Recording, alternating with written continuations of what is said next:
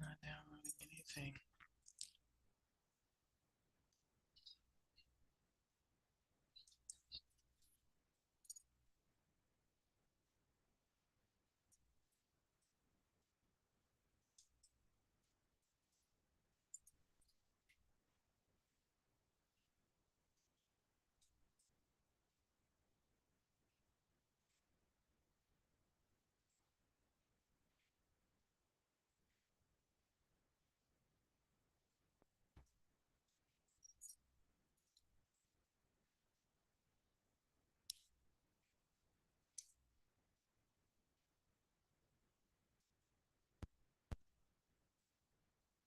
Good afternoon. Good afternoon. Good afternoon. How's everybody?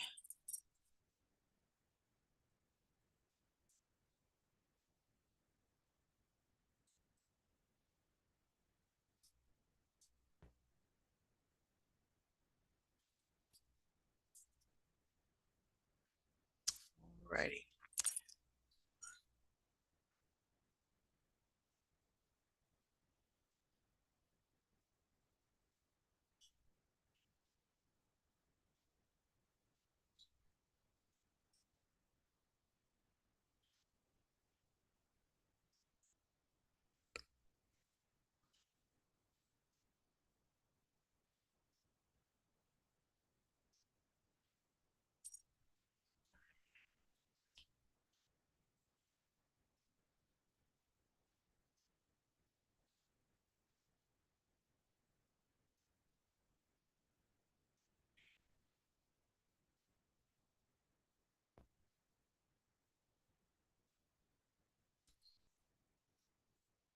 All right, I'm trying to let everybody in. Only half the class is here so far. All right. If while we're waiting, if you haven't finished your cover letter, make sure you work on that. We're going to listen to the podcast today.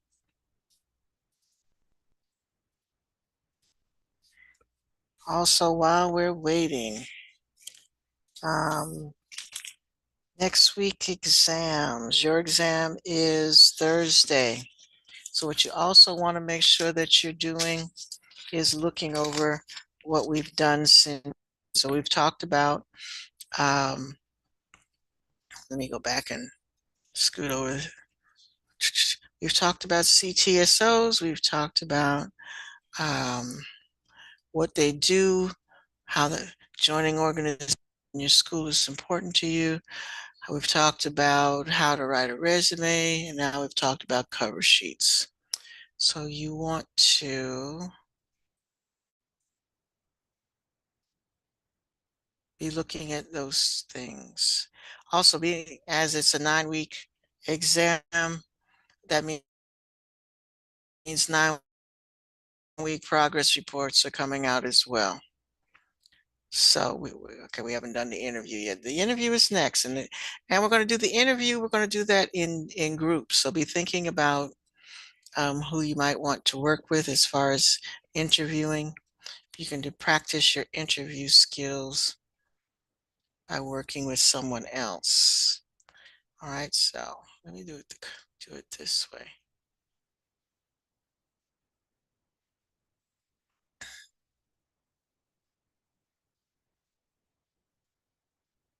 Hmm, what happened to it? I'll stop for a minute. There we go. Oh my goodness. It is now pouring rain here.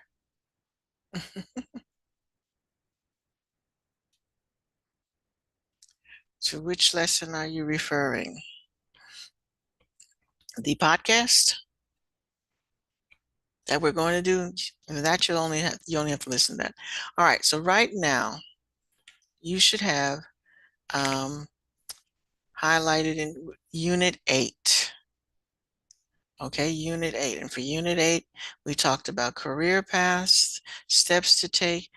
We talked about what your strong suits are, your career goals, and we talked about you had your CTSO spreadsheet, And then we looked at the job market, writing a resume cover, and that's as far as we've gotten. So we have not done the interview yet, but we are going to listen to the podcast.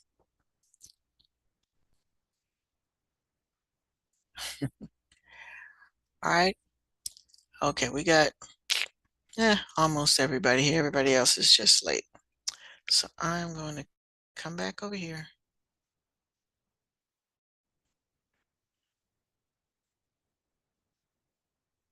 All right, y'all are doing that chatting thing in the chat again. Okay, we can calm down with the Again, chat. which you shouldn't be doing.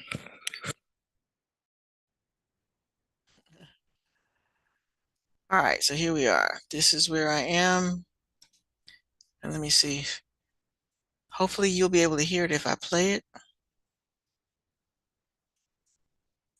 And then, but I'm going to put this link in the chat just in case you need to have it for yourself.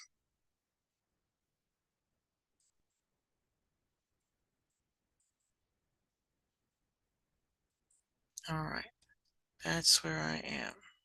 Trying to admit this other person. All right, so you can be listening, and if you need to work on, and I'll have some questions about this when it's done, so do be listening. Okay, I'll give it one more minute, because as soon as I start this, 2 more people will show up.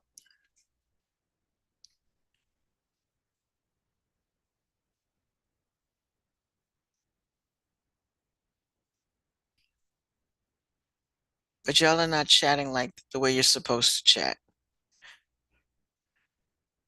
And again, because it's distracting. You're not supposed to be chatting with each other unless you're discussing class. I don't know what y'all do in your other classes, but you're not doing it in this one. Okay? The chat is supposed, and that's a school rule actually. The chat is supposed to be on topic. If you're not chatting about the subject, answering the questions, it is not for socializing, and I will cut out the chat if that's what you think it's for. Because that's not what it's for. So let me just do that now. Wait, guys, stop. No, because they think it's Anthony thinks it's for socializing, and somebody agreed with him. So Anthony, no, it's not. It's not for socializing. all right, it is. There we go. All right, for now, chat is off. All right, be paying attention to the video. I mean to the podcast. The job market. Introduction. You've spent the last few weeks digging into what you want your future to look like. You've been thinking about a career you'd like, figuring out what kind of training you'll need and how to get it, and considering what experiences might help you most. But once that's over, once you've graduated from college or finished your apprenticeship or even graduated from high school with the certificate you need, what next? The next step can actually sometimes be the scariest, the job search. But looking for a job doesn't have to be scary. Most of the time, it can be just as much of an adventure as the rest of your career exploration. But you need information in order to turn fear into fun, and the aim of this unit is to provide that. Just like you mapped out a path to get prepared for a career, you'll also map out a path that turns your training into a job that you love. Understanding the job market. If you've learned nothing else by now, you've learned that every career cluster has very specific jobs, skills, and needs. If you're going into medicine, you may... All right, so that's step 1 of what you've done so far. You did your career clusters, and you looked at what jobs are specific to those and what the needs are. All right, right now I'm focusing on the podcast. So don't ask any questions if it's not. Everybody's listening to the podcast. Everybody. That's where your focus is. Not the chat, not asking me to look at anything. I'm listening to the podcast. You listen to the podcast.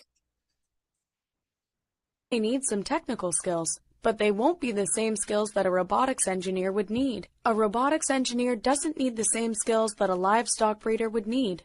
and a livestock breeder's day probably looks nothing like the day of a corporate marketing manager. You get the idea. Part of the reason you want to narrow down your focus is so that you don't spend too much time gathering skills that might not help you in the long run. In some ways, the job market is the same way. The job market, the number of open jobs available to people who are looking for them, can be very different from career cluster to career cluster and from place to place. A community with a severe nursing shortage will look very promising to someone with a medical background, but might not be as welcoming to someone with STEM training or someone who is looking for a pipe fitting position. Even inside the same job market, like the job market for teachers, things can look very different for a science or math teacher than for an elementary or grammar school teacher. In one subject area, you might be recruited by many different schools and even offered a signing bonus, while in others you might need to be flexible enough to move where the jobs are and have to compete for your job. When searching for a job, you need to know what's happening in your specific job market, which can be done by narrowing your focus. One of the most important things you can do for yourself before you apply for a job is take an inventory of your skills and experiences. Ask yourself some really tough questions. All right, so we've done that. I asked you to sit back and look at what are your specific skills. What are you good at? You made a list of those, and that's when you worked on your resume.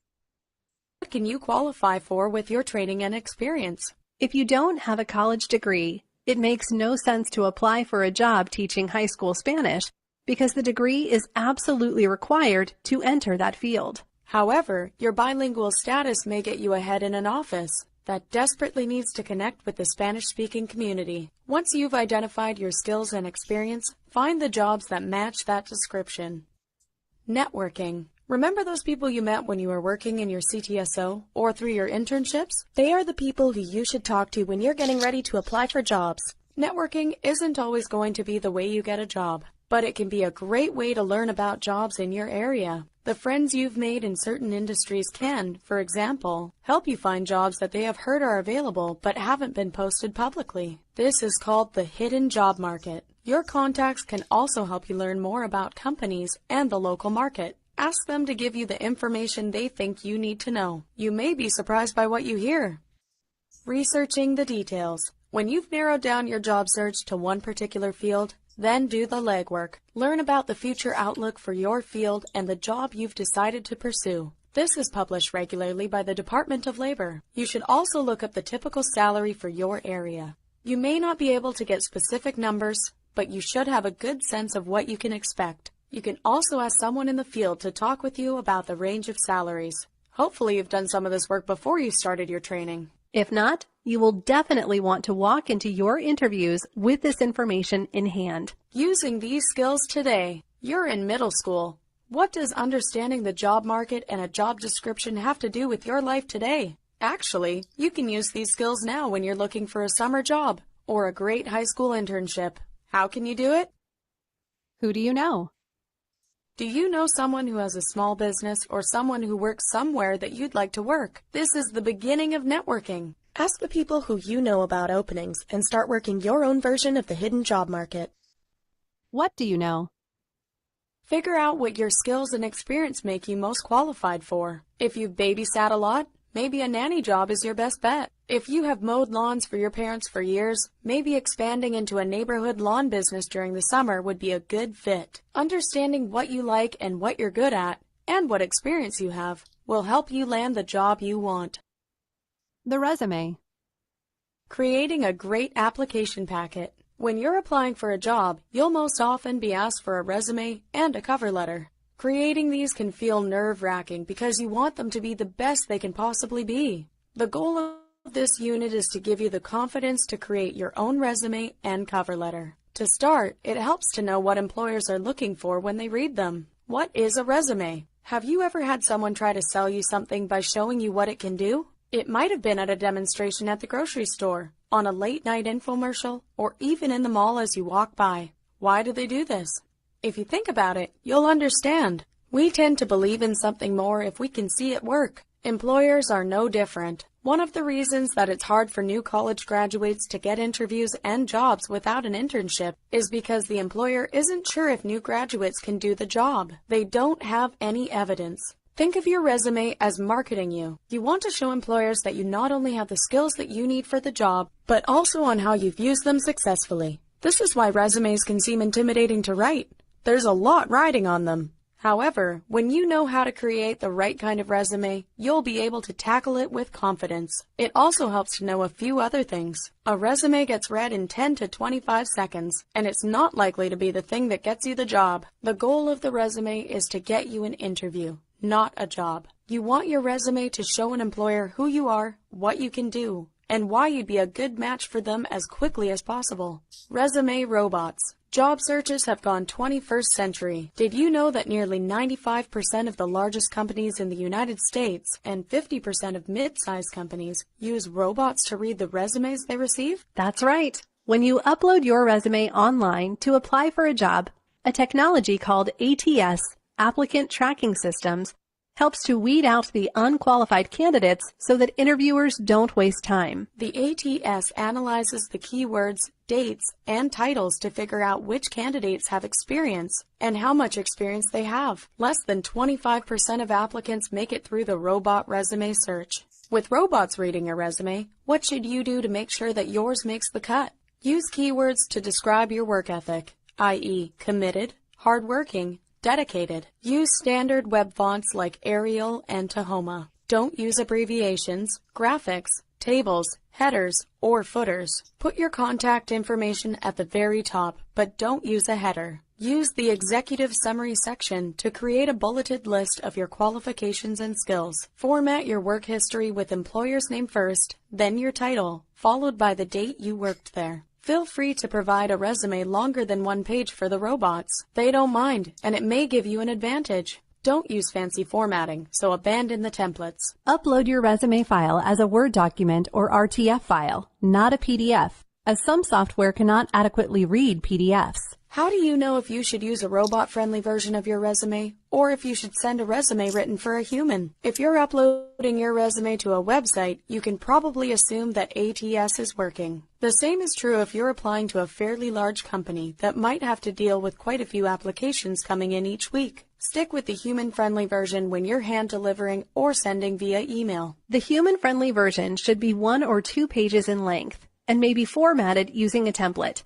Other than that, it should follow all of the same guidelines as your digital resume that the robots will read. Did you know that there are actually 4 types of resumes? Each version is used for a different circumstance, all of which might apply to you one day. Chronological resumes list your work history with your most recent position first, continuing in reverse order until you've either listed everything or you've gone back multiple years. This type of resume is the most common and the most expected by employers, but it requires a strong, solid, consistent work history. If you don't have that, the chronological resume will make that fact even more obvious. Functional resumes focus on skills and experience, grouping them together in a section at the beginning and explaining how you built them. This type of resume is used when you're changing careers and don't have the work experience that a job may want, or when you have gaps in your employment history. If you decided to stay at home with the kids, for example, or had an illness. Combination resumes create a mix between the chronological resume and the functional resume. At the top, you might list your skills and then follow that section with your work history. This resume is the best of both worlds, giving the employers what they want with the work history and allowing you to show that you have skills that they're hoping to find. Targeted resumes are customized to a specific position, highlighting the experiences and skills that would fit that particular job. This type of resume is ideal, but can be very time-consuming since you may be applying to several different kinds of jobs at the same time. Resume tips. When you start writing a resume, you need to know one thing from the beginning. Your resume is going to constantly change over time. That's great news. A constantly changing and developing resume means that you are changing and developing as a person and potential employee. When you can offer more or highlight more work experience, that makes you a stronger candidate. It also means that you need to think about your resume as a living document, so it's never going to be done or perfect. Do your very best job, but remember the purpose, to get you an interview. Creating a resume that will impress an employer will be easier if you follow a few of these tips. Keep it simple. Because they receive so many, employers can't spend a ton of time reading them, so you want yours to be easy to read and follow. Skip the fancy formatting. Use reverse chronological order to describe your work history. Format the page wisely. Make your white space count. Use bold and italicized words and bullet points. Tell a story. Keep the details very specific. Put a number to your accomplishments. Make a point to show what sets you apart from all of the other candidates in a concrete way. The more you stand out, in a good way, the more likely you are to make an impression. Be concrete. When you're describing what you did, use title words, for example, customer service, as well as descriptive words, for example, people-oriented. Use action words to describe your responsibilities. Supervised, led, organized, served, to make them and you come alive. Be perfect. No, you don't have to be perfect, but your resume has to be flawless. No spelling errors, no grammatical errors, no punctuation errors. This has to be the best piece of writing you've ever created. Get a friend or family member to look at it for you and read it aloud when editing. We often catch writing errors more when we read a text out loud than if we read it in our heads. Up-level your resume game. If you find that you have extra time and want to go above and beyond on your resume, you may want to look into some technological tools that can spice up your resume presentation. For example, you may want to check out a graphic design tool called Canva.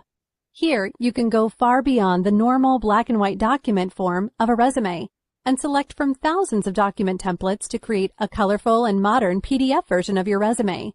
What's more, you can select colors and fonts that really highlight your own personality and personal brand. If this all seems a little overwhelming, never fear. Canva, and really any other tool you'd select for that matter, often provide robust tutorials and resources for people who are new to using their programs. If you find yourself getting confused to frustrated, try to find their resources section for help. Presenting your information in this way, visually as well as verbally, is not just about picking pretty colors and fonts though. It could actually help you land a job. Think about it. That new and funky frozen yogurt shop or the theater down the street. Any company that is concerned with sticking out from the crowd and bringing on employees who are comfortable showing their true colors would likely enjoy receiving a resume you created in a program like Canva. However, other more traditional employers who really only need to know the nuts and bolts about you and your work history would likely be just fine receiving a plain black and white document. Either way, be sure to carefully consider which type of resume would do best before you apply. The cover letter.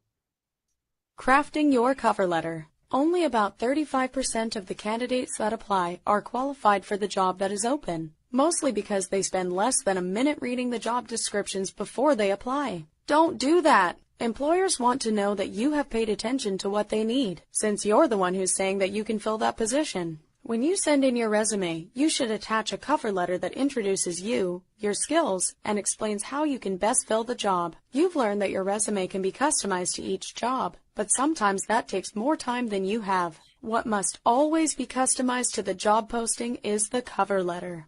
Dissecting the job description. But how can you know what the employer is looking for? The job description, the written identification of the qualifications and responsibilities for each job, is a treasure trove of information. If you know what you're looking for, you'll know what to include in that letter, and you'll be able to decide whether or not you are qualified to apply. Look for the job qualifications. The job description should tell you exactly what the employer is looking for. Do you need a college degree? What work experience do you need in order to get an interview and do the job well? Is there a license or certificate you need? What about specific skills? Figure out what qualifications you have and which you don't. Some of them will be deal breakers, so if you don't have the qualifications, think carefully about whether or not you want to apply. Read the job duties carefully. Make a list of the ones that you've done at different jobs so that you can speak about them briefly in your cover letter. For the ones that you have not done yet, ask yourself if you've done something similar. Sometimes, when it comes to job duties, employers are willing to train if they know you have the experience they need to see. Watch for keywords that you'll need to use. Remember those resume robots? If you see certain keywords come up in a description, it's a pretty good chance that the robots will be looking for those keywords as well. If you know about your field and the job market for your career cluster,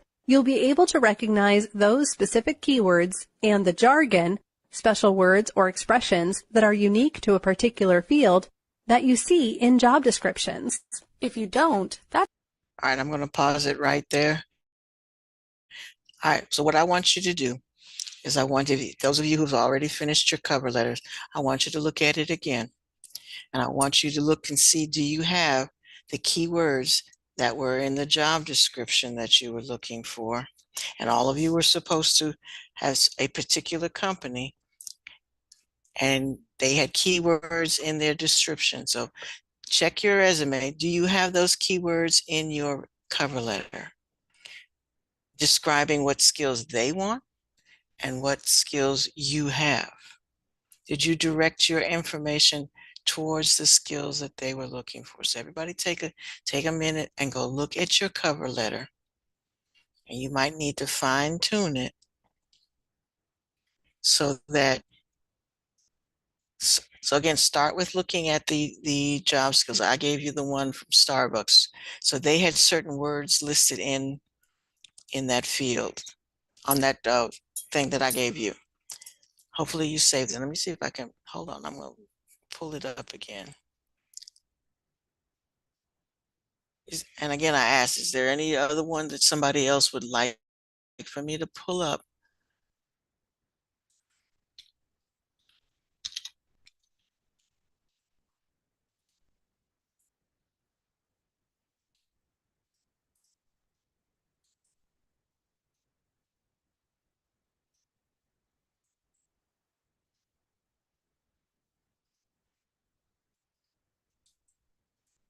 I know it was blocked, and we're not going to worry about trying to get things unblocked. So if you need me to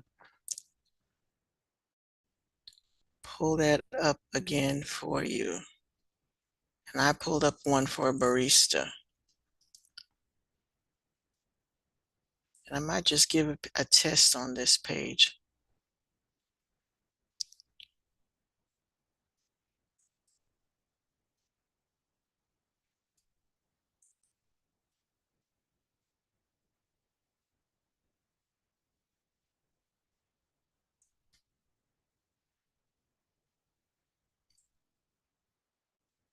Alrighty. So I'm going to put this in the chat again.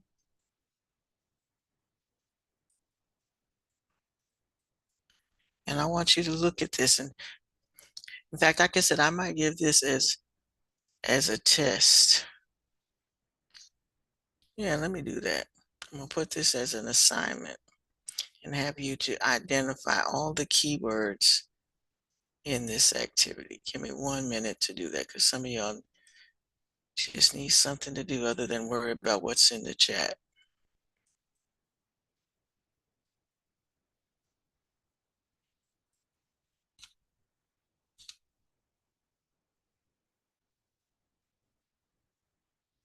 We're just going to use this one as an example.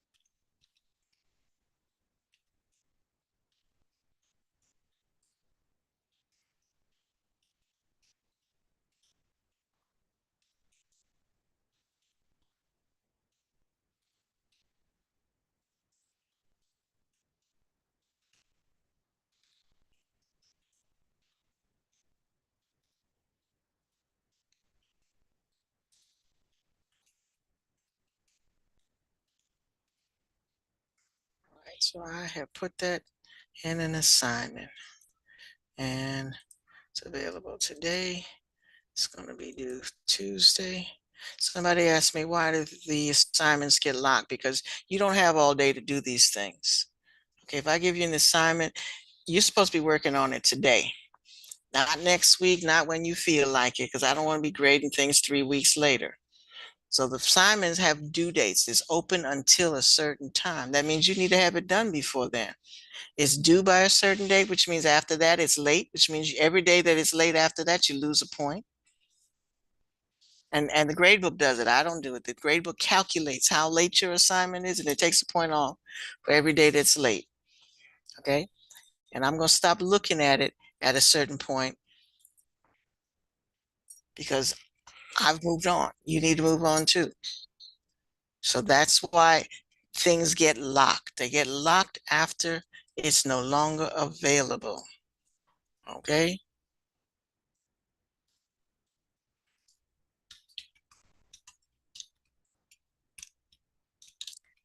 This cover letter edit.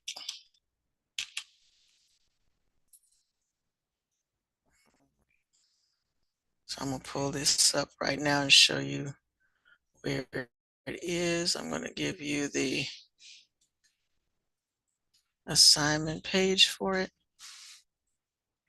Because y'all are in middle school. Y'all do middle school things, and you need to grow up.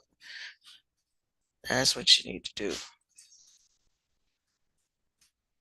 All right, these people have been pampering you. I don't pamper. Okay. All right. I'm going to share this now. So right now I put the link for the assignment in the chat, and I'm going to pull it up and show you what. All right. Some of y'all log in and play in the chat, play and everything, and you're not doing your work. I got 3 people who I give an assignment to and they get it done right away. 3. And the rest of y'all take your sweet time about turning in any assignment. You don't have that luxury. Okay? You don't. Because I'm not going to be grading things forever. In fact, after the 9 weeks, I don't want to see anything that's past the 9 weeks. So you better get everything done before the 9-week report card, because after that, we start over. All right, so I put that clipping in the assignment. So you're going to go through and you're going to highlight all the words that describe skills that they are looking for. And then you're going to match that to skills that you have. Okay, which of those, how are you going to make those skills that they're looking for match up with what you're able to do? And that's what you're doing right now. Okay, not tomorrow, not next week, right now.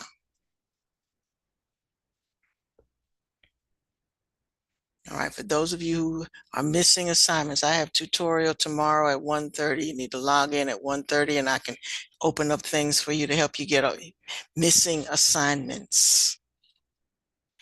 Yeah, you need to fix your grade because you should have been doing it all along.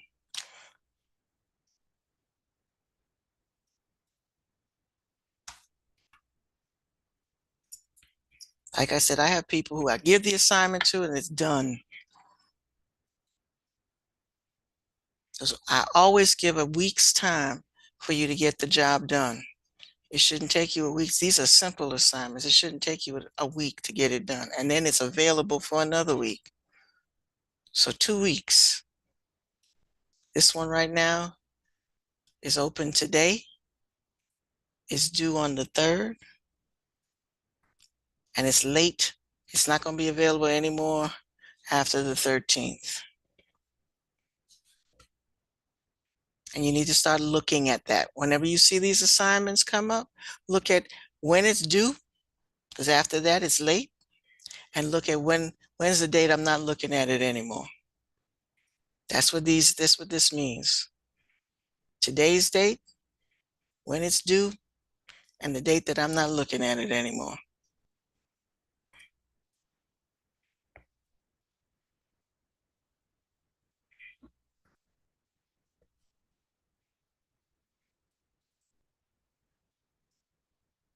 When you come to class, do class work. Don't do anything else. do classwork, because this right now probably could take you 15 minutes if you do it right now.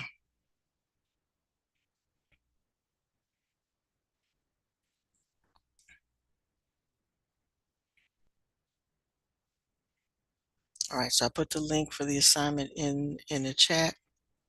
I'm gonna stop sharing. I need to do attendance.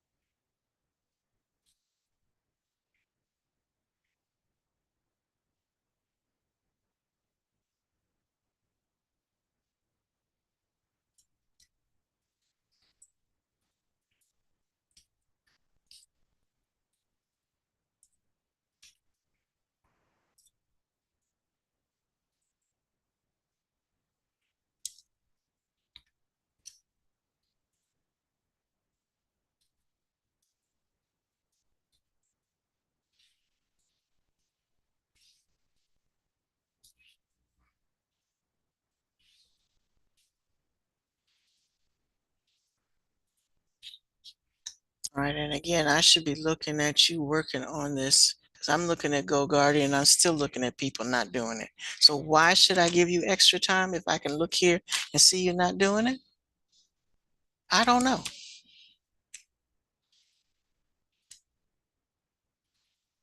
Grace goes to those who deserve it. If you're working at it, then you get grace.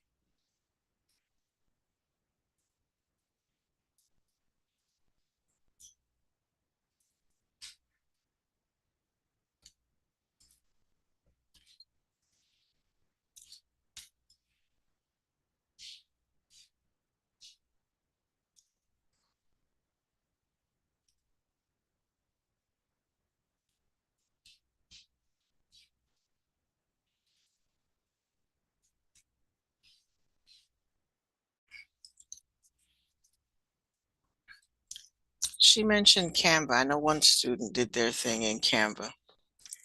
Um,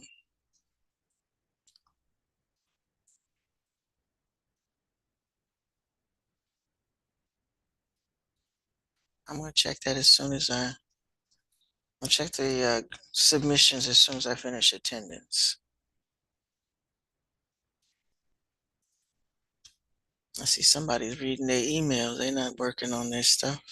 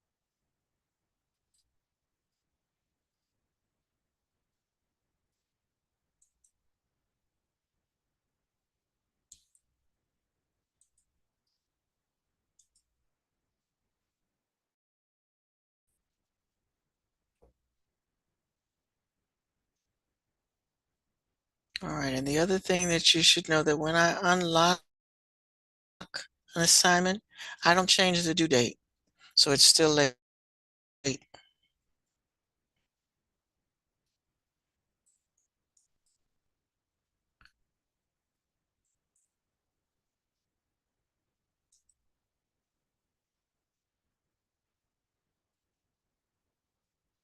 It's still going to show the date that you were supposed to turn it in.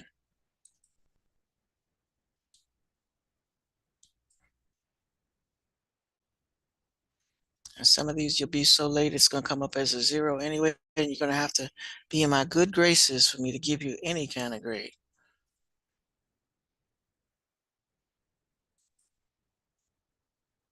Again, it's not fair that there are some people who do their assignment on time every time, and then the rest of y'all want credit for turning it in when you feel like it.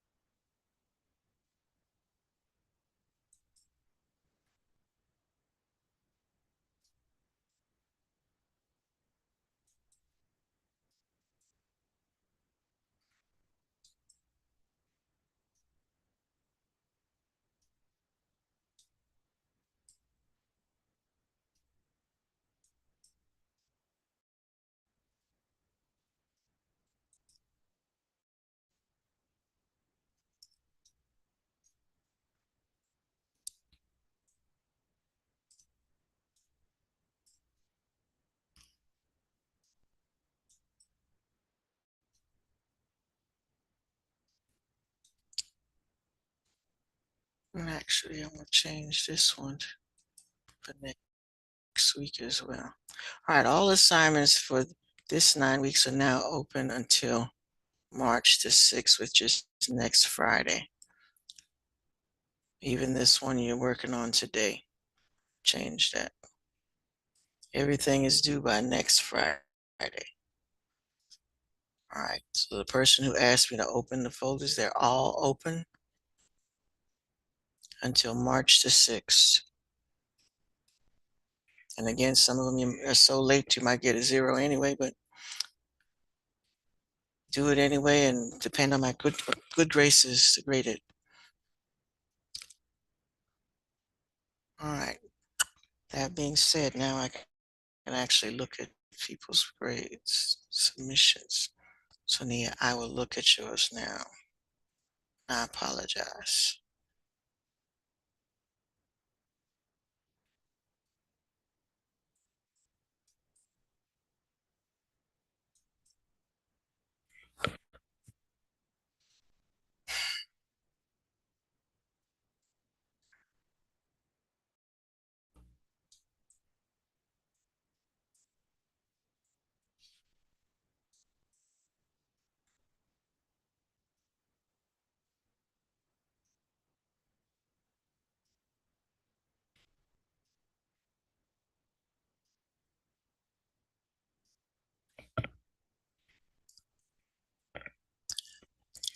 Okay, Nia, the only thing I would say, don't change any of the words.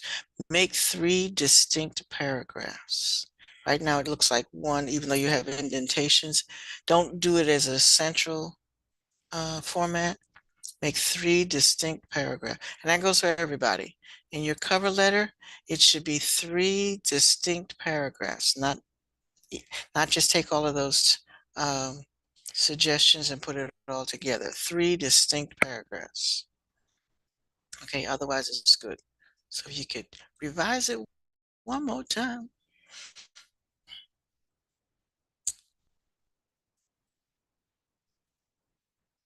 Yes, yes. And it should, how do you say it? It should be left margin aligned. So all your paragraphs should be aligned and not. So look at, let me pull up a document and I'll show you what I'm talking about.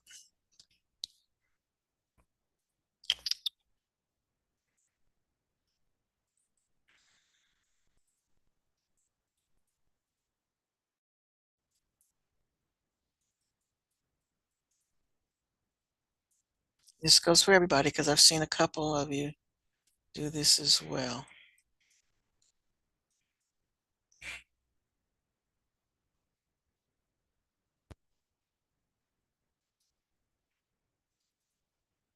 And actually, I need to do this. Let me see if I can pull up one of my documents where I can show you.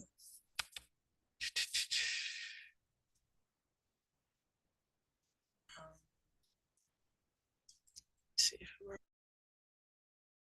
works this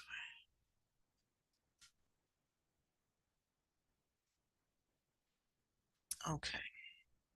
Let me see what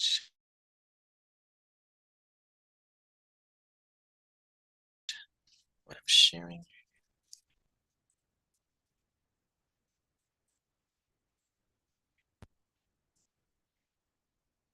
I was sharing and now it's not sharing.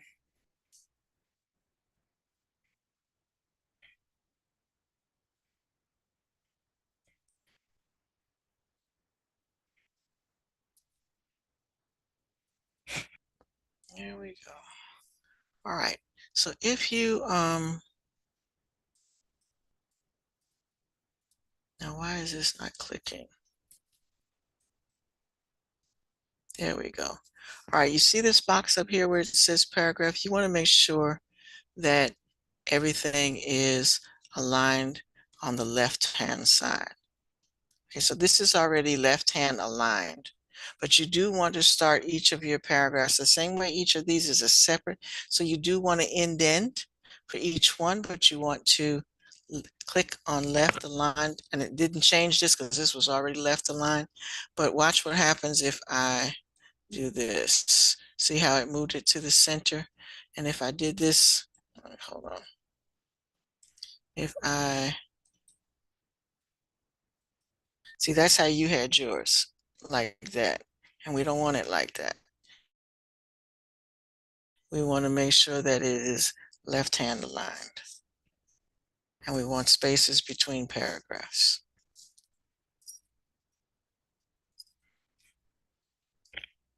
Okay. All right, and I hope everybody was listening, because if yours wasn't like that, then you need to go fix it.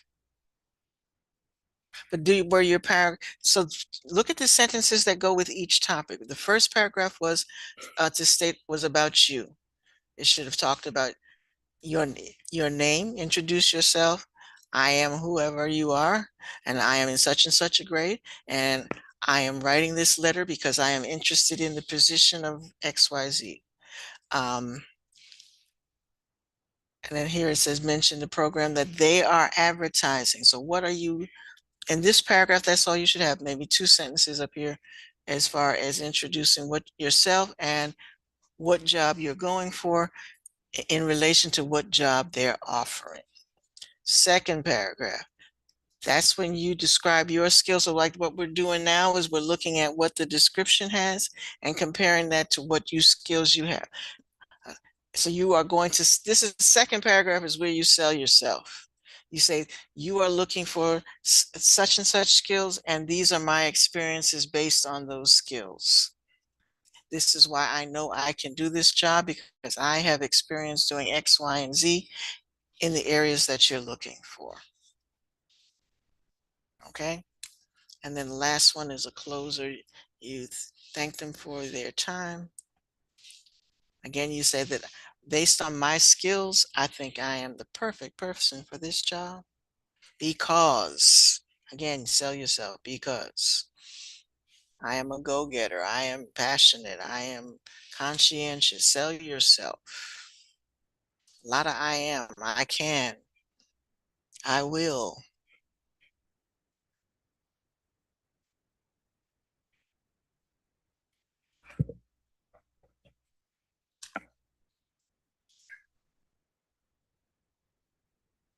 All right. Anybody have any questions pertaining to this?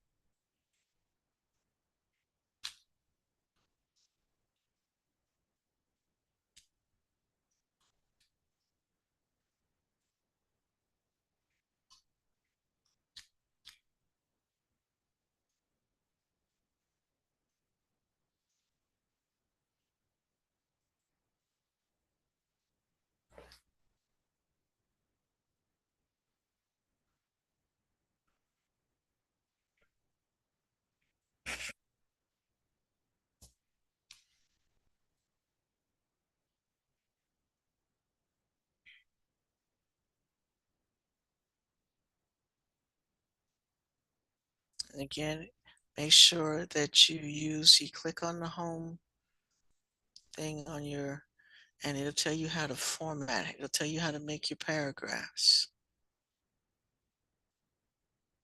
This tool right here. Put this back. Actually, this doesn't matter because that's just a activity heading. All the rest, everything else should be like this. And your name should be underneath sincerely. It shouldn't be on the same line with sincerely. Technically, the space that you leave in here is where your signature should go, because you should actually sign it. Some people do what they call what do you call this now? Electronic signature. There we go. Your electronic signature. So you select the font to be something that looks like a signature. Let's see, signature. Something script.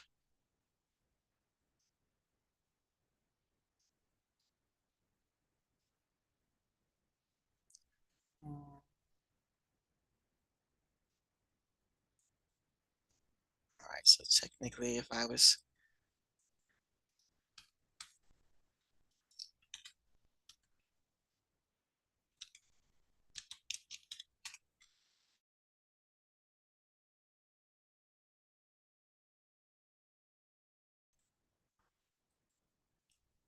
did not select there we go.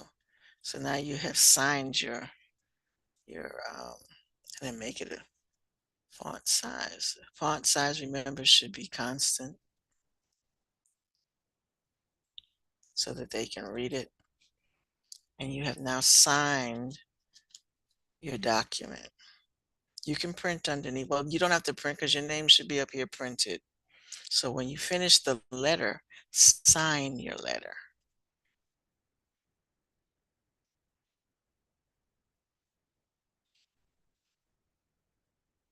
Okay.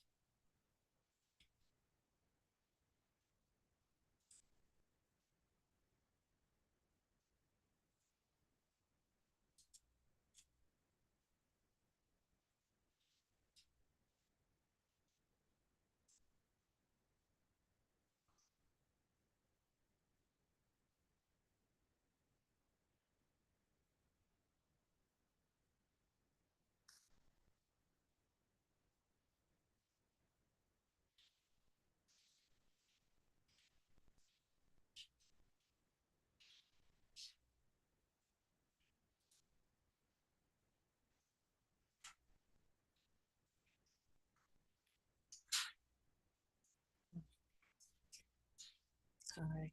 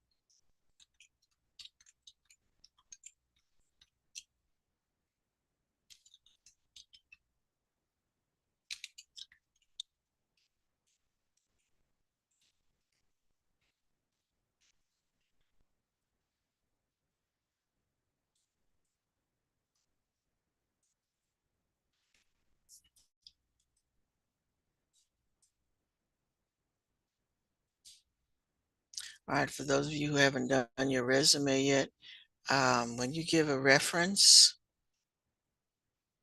like this one didn't even give a reference, give the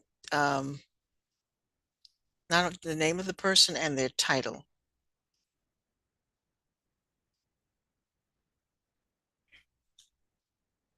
Like someone just said fifth grade teacher and cheer coach. I need a name. So you can leave fifth grade teacher and cheer coach, which identifies their position, their relation to you, but you also need to give their name.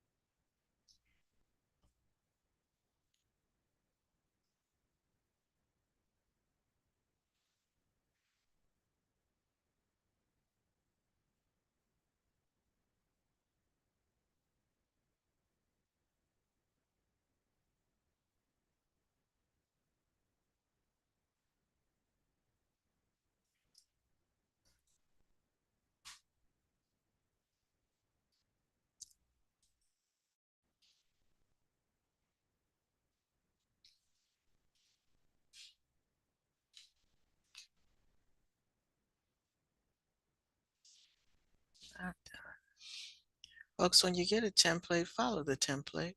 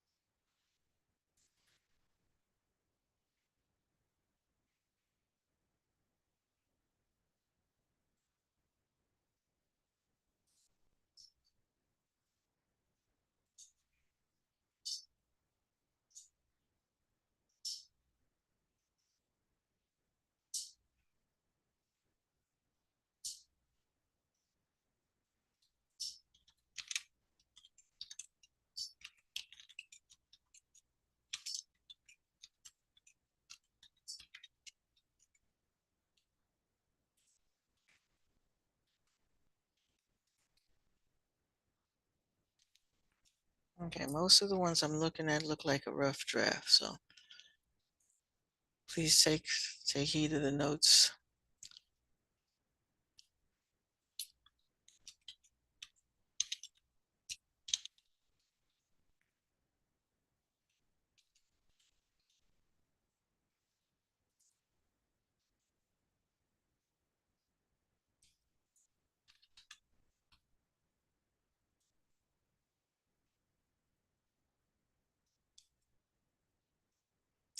All right, if you're in a good place to stop, go ahead and log off. And I'll see you next Monday. See you Monday. Monday. And again, if you know that you need to fix your resume, fix it before before I see it. Oops. I gave you a template. Please follow the template. Resume has headings. Cover letter does not. So make sure that you do that.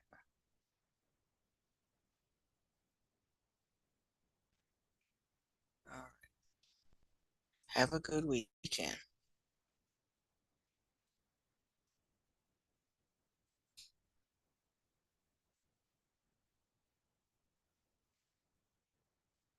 If you need help, tutorial time is 1:30 tomorrow.